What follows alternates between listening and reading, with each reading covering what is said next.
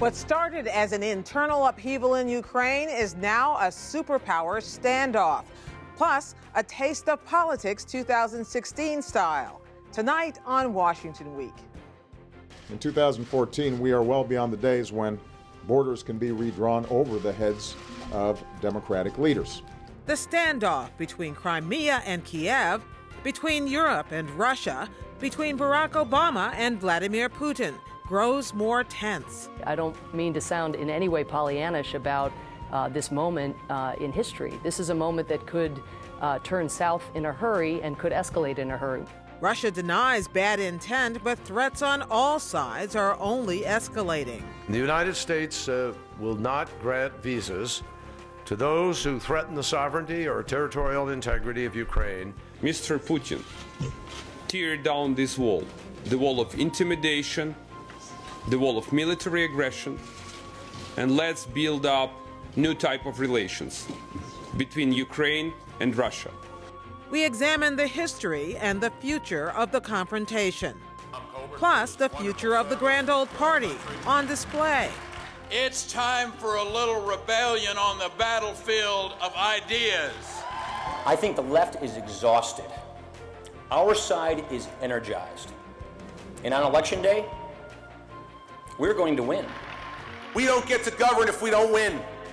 As Republicans take stock. Covering the week, Peter Baker of the New York Times, Doyle McManus of the Los Angeles Times, and Gloria Borger of CNN. Award-winning reporting and analysis. Covering history as it happens. Live from our nation's capital, this is Washington Week with Gwen Ifill. Once again, live from Washington, moderator Gwen Ifill. Good evening. The situation in Ukraine shows every sign of slipping out of anyone's control. And as always with sudden upheaval, there are more questions than answers. Will diplomacy work? Secretary of State John Kerry spent the week working that front. Russia can now choose to de-escalate this situation, and we are committed to working with Russia and together with our friends and allies in an effort to provide a way for this entire situation to find the road to de-escalation. Another question, is military action a possibility? Joint Chiefs Chairman Martin Dempsey spoke to my NewsHour colleague Judy Woodruff today. I do have this open line with my Russian counterparts. So everything that we've done, I tell them, here's what we're doing. Here's why we're doing it. You know, we disagree fundamentally about your claim of legitimacy, but as militaries, let's try to avoid escalating this thing. But there is a chance it could escalate. Of course There's a chance of military conflict. Yeah. But at the center of all this is the puzzle that is Russian President Vladimir Putin. Is there a grand plan afoot here that we know of, Peter? It doesn't seem like it at the moment. It seems to be very improvisational. President Obama trying to give what he calls an off-ramp to President Putin of Russia, a way to de-escalate, to stand down from this crisis. Pull back from the brink. Pull back from those the brink. three phrases All over and over again. But President Putin seems to be hitting the accelerator. He's not hitting the off-ramp. He's heading down the highway and going faster each day. And with each moment, we think he's possibly pausing, as he did at one point this week. Then the next day, they take the next step. Right now, looking at annexation of Crimea, the southern peninsula of Ukraine. It's a red line for the United States, but the problem for President Obama is what do you do about it?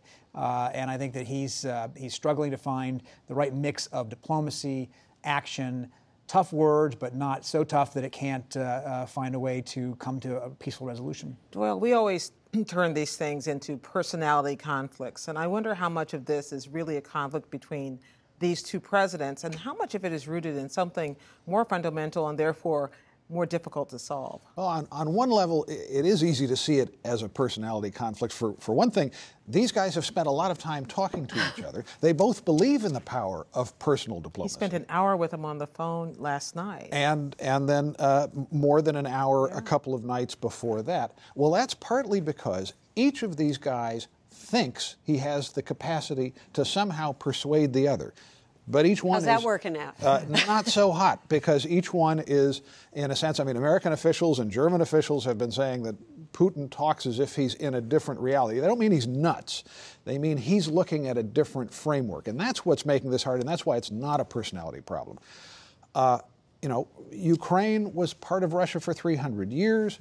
Putin doesn't have a grand plan here, but he had grand ambitions to bring Ukraine back into what he called his Eurasian Union. And one thing we all kind of forgot, because we sort of came into this movie halfway through, is that when that revolt arose in Ukraine and Yanukovych was pushed out, that was an enormous defeat for Putin, who had spent a lot of time wooing Yanukovych and Ukraine in his direction. So this isn't just Ukraine, this isn't just Putin grabbing for victory. This is Putin staving off what would have been a defeat. But have we already seen the end game here? I mean, whether it's annexation, whether it remains ambiguous, Putin keeps his port in Crimea, keeps control one way or another. I mean, it is what it is? Yeah, it's hard to see how the United States and Europe could roll back the Russian presence in Crimea right now. They have very few measures that would do that they seem willing to take anyway.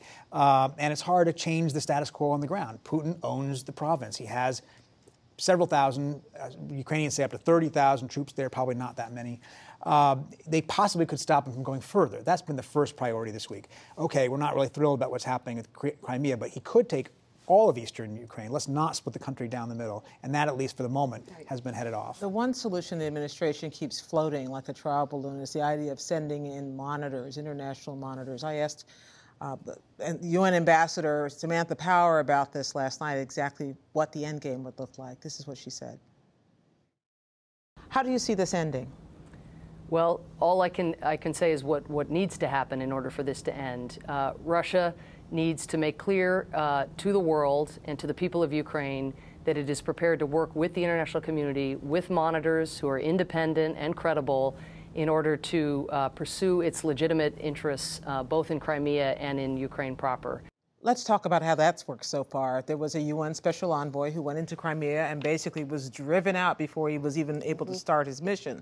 So even though they're talking about things like this, they don't seem terribly optimistic. Well, and also there's a group called the OSCE, the Organization for Security and Cooperation in Europe, that has sent a mission to Ukraine twice to try and get them on the ground, unarmed Western military officers to do the monitoring. And the idea there is, okay, Russia, if your concern is the safety of Russian-speaking nationals or Russian citizens in eastern Ukraine, we'll try and protect that for you. But that group has been blocked not once but twice. So it really looks like at this point Russia is not interested in that particular offer. So what about the sanctions that we sort of slapped on this week, which seemed very basic, modest, you know, against the unnamed or named now bad boys who have had a part in this. But we've kind of limited it to a great degree. I think what you're seeing is an effort by John Kerry in particular to say, let's go slow on how we do this so that we have, A, some room to ratchet it up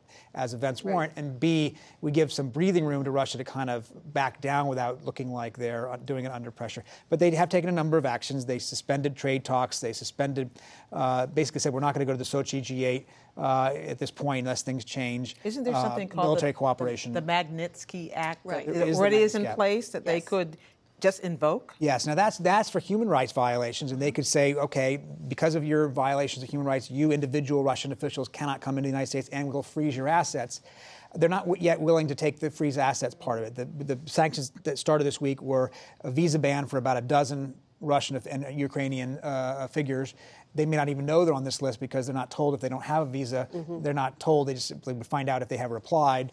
So it's relatively minor in that sense. But the problem for President Obama, aside from his own desire to kind of take it in a measured way, is that Europe isn't all that interested in that far. Yeah. And that's a real conundrum between, he doesn't want to be separated from the allies at this point. And the reason the reason for Europe, it pays the immediate price for any sanctions that Europe. That's right. Europe has a whole set of business dealings that are much larger and much more intimate than ours. Financial, natural gas, something like a third of Europe's natural gas or more comes through Ukraine. So from Russia, if Russia cuts that off. So, you know, in a sense, what some officials and some in Congress have said the silver bullet here mythically might be would be if you could threaten the oligarchs, the money men around Putin, with freezing their assets in banks in Switzerland, freezing their real estate in London. Then you'd really have them where you want them. But the Europeans really hate the idea of that kind of economic war. Could you penalize banks that do business there? I mean, we did that with Iran, for example. The Treasury could do that. And that is one of the nuclear options here, because what you'd say is okay, these state-run banks in Russia were involved in, let's just say, providing arms to Syria. We have sanctions against providing arms to Syria. We haven't taken them against Russia because we wanted cooperation from Russia in solving the civil war. So we could tomorrow go ahead and say these banks have been involved with it. But that means not just our banks can't do business with them, but really the Europeans can't do business with them. And Deutsche Bank has a lot more business with Russian banks than we do. And and then again, I think Angela Merkel would take that in a different way than we look at it. What I'm curious, though, about is whether this signals we always look for big picture descriptions of what this means. Cold War comes to mind. You lived in Moscow. You've covered this for years. Give us a sense about whether we are on the breach of yet another Cold War type standoff. It sure sounds like it and feels like it, because the rhetoric has ratcheted up. Yeah. I mean, the State Department put out a statement rebutting a lot of the Russian claims that was just scathing. It said in one case that this is the most imaginative Russian fiction since Dostoevsky. Well, that's not what you do to a country that you're seeing as a great partner right now. But, okay, if you want to look on the bright side, the U.S.-Russian relationship has been falling apart for some time. The Russians haven't been helpful on Syria for 6 months or more. The reset is really no more than a sad memory right now. But people in the administration will say on chemical weapons in Syria, the Russians are still cooperating. On Iran, there's no sign that the Russians are bolting. And in Putin's last statement, which was very tough, a very tough summary of his last conversation with President Obama, there was this funny little note at the end saying, "But I hope this doesn't mess up our bilateral relationship." What about Snowden, though? Well, Edward Snowden, right? Throw Snowden into that. He's sitting there in Moscow. President Obama canceled his meeting with Putin last fall, even before this is happening. And that was the first time in half a century that an American president had done that. So you're right, this has already been a really rocky time. Everybody at this table remembers when President Bush, the last President Bush, met with President Putin in Slovakia, where were they? Slovenia was and he came away and he said, I looked into his soul, and then he had him to the ranch, and he said, I wouldn't have had him to the ranch if I didn't trust him. So who is miscalculated here? And has it been a series of U.S. presidents, just this president, just the last one? No, it's the last three, and it's sort of maybe really even four. It's the triumph of hope over actual experience. And each president comes in and says, I want to create a new dynamic in this relationship. I want to put the past in the past. And President Clinton did it with President Yeltsin. President Bush did it with President Putin. President Obama did it with Medvedev, who was temporarily, as you remember, in the presidency while Putin put himself in the prime ministership. Yeah. And I think each one of them is miscalculated in thinking they had a greater chance of success than they did. And it's a cycle. We see the same cycle again and again. And it hasn't been completely self-delusion. Peter spent more time in Moscow than I did, so he knows this better. But look, the Russians have been divided between modernizers and oligarchs. And Medvedev was, in fact, the modernizer. And there was always the hope that if you could build up the Medvedevs of Russia, the ones who wanted to build a Silicon Valley, the ones who wanted to join the international economy, not so much the international community per se, then you'd actually have a process going. But Medvedev hasn't been a key figure. No, and the miscalculation was thinking he was, in fact, the future rather than a front man, in effect, for Putin who's going to come back. Remember the president's famous whisper to him, which is to tell Putin, I'll have, which John McCain is talking about nonstop, I might add, which is saying, remember, tell Putin I'll have a little bit more flexibility after the election. Which maybe was taken as weakness, not as flexibility. Well, that's what McCain says. What the president was saying is, look, maybe we can really push the reset button here, and we can. But of course, current events intervene. I mean, look at Syria. But lost in all of this, it seems to me, also is the reason why Yanukovych was overthrown in the first place, and it was corruption. It wasn't because of Putin and Obama. It was about unhappiness about the way the country was being run, and that has not changed, has it? No, not at all. And the problem for Ukraine is it is a genuinely divided country. It's divided along ethnic lines, it's divided along language lines, and it's divided, along these corruption lines, as you put it, the haves and the have-nots. And the new government's going to come in, and and there's no reason to think necessarily that they're going to have any more success than the pro-Western government that came in after the Orange Revolution of 2004, unless something changes. And so as the Americans and as the Europeans are putting together an aid package, they're trying to say, let's not do the same things we did last time. Let's actually do real reform this time and make a different base for progress. But Putin's aware of all of that, and all he's worried about is Crimea right now. Yeah. And he's got what he wants. And that's a very long process. What Peter just described isn't something that happens in the next week before there's a referendum and Crimea says it wants to secede. That is going to take years. Okay, well, thanks. If you're one of those who think it's too soon to be talking 2016, like me, but I've given up, then you weren't paying attention to the doings just outside Washington at the annual Conservative Political Action Conference this week. Forget about the Democrats and Hillary. This was all about Republicans competing to reclaim the White House. Here's a taste. The way the left tells it, the Republican Party is in this big, massive civil war. It's Tea Party versus establishment libertarians versus social conservatives. There's infighting, conflict, backbiting, discord. Look, I'm Irish. That's my idea of a family reunion. As our voices rise in protest, the NSA monitors your every phone call. If you have a cell phone, you are under surveillance. I believe what you do on your cell phone is none of their damn business. It is time for Washington to focus on the few things the Constitution establishes as the federal government's role. Defend our country, provide a cogent foreign policy, and what the heck, deliver the mail, preferably on time and on Saturdays. And there were others, too. Chris Christie and Ted Cruz among them. Sounds like the elephant is back and roaring again, Gloria. Back roaring, stepping all over each other, I might add. I mean, you know, this was an audition for 2016, and it was kind of a raucous one. And you heard all the dissonant voices in the party. And as much as Paul Ryan says this is just a great thing, there are some really deep-seated differences that are going to get played out over the next few years.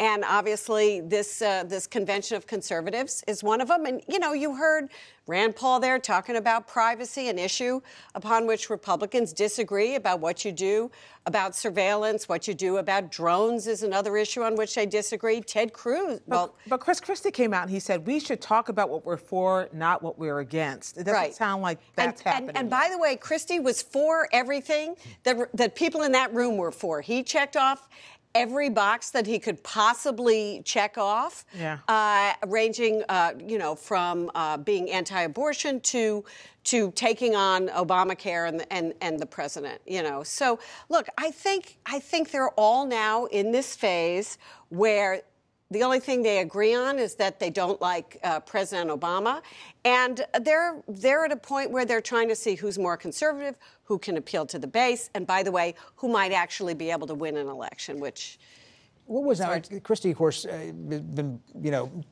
haunted by this bridge controversy, but this is actually a controversial audience for him even before that, right? I mean, this is not his natural. And he wasn't in this year. He was actually, believe it or not, even given the controversy, in a much better position with conservatives because they believe he's been taken on by the media. He was railing against the media and then got a standing ovation at this conference. They don't really much like him. Only 3 out of 10 Republicans actually say they would consider voting for him. They're very suspect about him. They remember the hug that he gave the president after Hurricane Sandy, so they're very suspect of him. But he came there as kind of a little bit of a hero who took on the press and is being unfairly maligned. So they were very receptive to him, at least in this audience. I still do not believe he's a favorite of the people in that room. Well, let me ask, is there a favorite of the people in that room? Because one of the reasons, go ahead. You have to, there isn't, but Rand Paul got a great reception there. He won the straw poll, such as it is. Which tells you nothing. But yes, he got a great reception. Cruz got a warm reception. Huckabee, so you can see where this gathering is. But it doesn't really tell you much of anything other than they have the ability right now to give a great speech and to throw the red meat out to the base. Let's go to 2014 then. Let's come a little closer Mitch McConnell, the Senate Minority Leader, walks out on stage with a big rifle, I guess, a firearm, a weapon, and waves it over his hand, Charlton Heston style. What was that? Well, Mitch McConnell is in a very tough political fight back home. Now, what's helping him is that Rand Paul is for him, very popular in the home state of Kentucky, very important Tea Partier. So he's got him on his side. That's good. But he is really going to face a very, very tough fight. And so he needs to shore up the base of the Republican Party, get them out there. Second Amendment, very important to the Republican base. And so Mitch McConnell is doing what he has to do. He's not running for president, but he just wants to get reelected and be the leader of the Republican Senate, which he wants to take over. One guy who might be running for president, right? Marco Rubio. We didn't mention him. What did he do at this? Well, Marco Rubio's an interesting fellow right now. He got a lot of criticism for being for immigration reform, looking for a path to citizenship. What he's trying to do right now is distinguish himself as the person in the Republican Party who's kind of McCain-light, and a more muscular, interventionist foreign policy. And as long as that's going on, they're going to look divided, whether in fact they actually are between now and Election Day. Yep. Fun to watch. Thank you, everybody. We have to leave you a few minutes early tonight, but to give you the chance to support your local PBS station, which in turn supports us. But our conversation continues online. We got so much more to say. It's on the Washington Week webcast extra, where we'll talk more Ukraine and more politics. That streams live at 8:30 p.m. Eastern Time and all week long at pbs.org/Washington Week. Keep up with daily developments over at the PBS NewsHour, and we'll see you here again next week on Washington Week. Don't forget to turn those clocks ahead. Good night.